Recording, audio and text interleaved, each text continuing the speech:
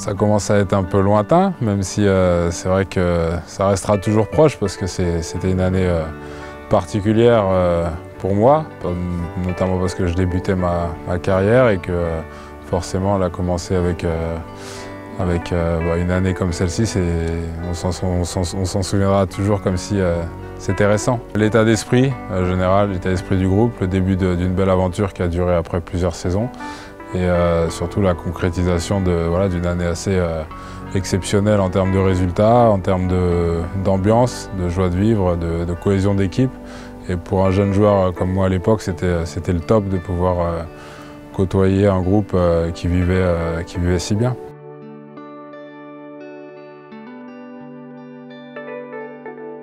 Ça se passait bien, je pense qu'il y avait la volonté du club d'intégrer de jeunes joueurs à l'époque, des jeunes joueurs issus du centre, comme ça a été dans l'ADN du club depuis toujours. Et on a eu la chance d'être encadré par des anciens qui étaient à la fois des personnes bienveillantes et avec de grandes qualités humaines, alliées à leurs grandes compétences sur le terrain. Donc c'est une osmose qui a pris rapidement. On a eu aussi l'arrivée de la venue de Santos qui nous a fait le plus grand bien devant. Et puis on a eu un staff compétent, que ce soit avec Jean Fernandez, René Lobello ou Aziz Bourras. Voilà, c'était une grande famille et c'était vraiment un bel état d'esprit pour progresser tous ensemble.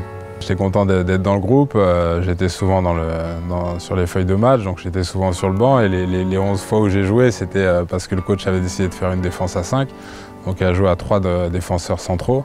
Donc c'était plaisant, donc j'ai fait beaucoup plus de matchs à l'extérieur cette année-là qu'au Stade Bonal.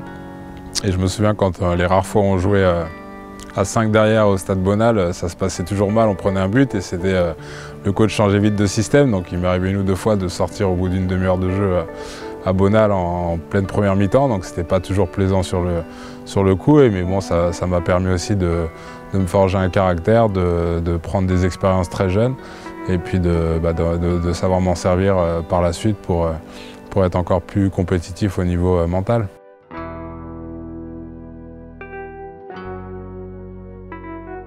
Bon, on l'a pas compris à Sochaux parce que nous on a eu la chance pendant quelques années de côtoyer que des vestiaires fantastiques.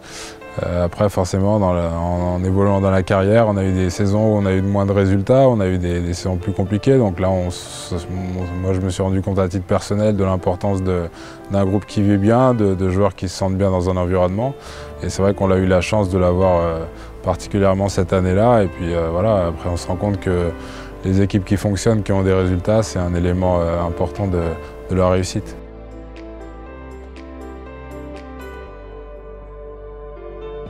Jean Fernandez, c'était quelqu'un d'assez exigeant, qui était bienveillant, qui était assez protecteur pour son vestiaire, pour son groupe. C'est assez paternaliste, avec des méthodes de travail, de rigueur, d'abnégation et d'exigence. Donc pour nous qui étions jeunes, c'était la possibilité de vite progresser à son contact, de vite comprendre les règles de ce métier, du milieu. Donc voilà, pour nous en tant que jeunes joueurs, c'était bénéfique et pour l'ensemble du groupe, c'était bien parce que je me souviens d'une phrase qu'il avait prononcée juste à son arrivée. Il nous avait dit le groupe restera tel quel, il n'y aura pas de recrues, pas de nouvelles arrivées, mais sachez que vous ayez 18 ans, 17 ans ou 35 ans, vous allez tous progresser cette année avec moi et je ferai tout pour que vous progressiez. Donc c'était un peu son état d'esprit.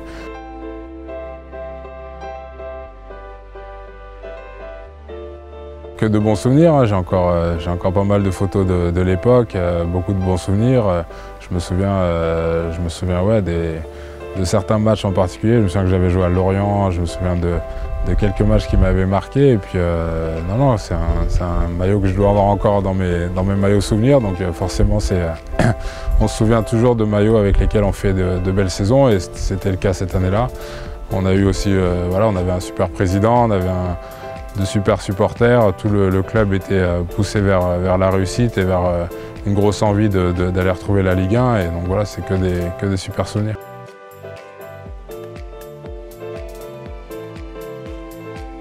C'était un cadeau qu'on avait reçu pour ce titre de champion, donc c'était un super cadeau, une belle montre d'une grande marque qui avait été gravée à notre nom avec la date du titre et voilà, donc tous les joueurs l'avaient eu, le staff l'a vu, ça restera un super souvenir. Donc, mais surtout le président, avec qui on a vécu aussi des belles années d'après, on a toujours plaisir à le revoir. Et c'est quelqu'un qui nous a nous marqué pour toute notre vie, quoi, parce que c'était vraiment bien.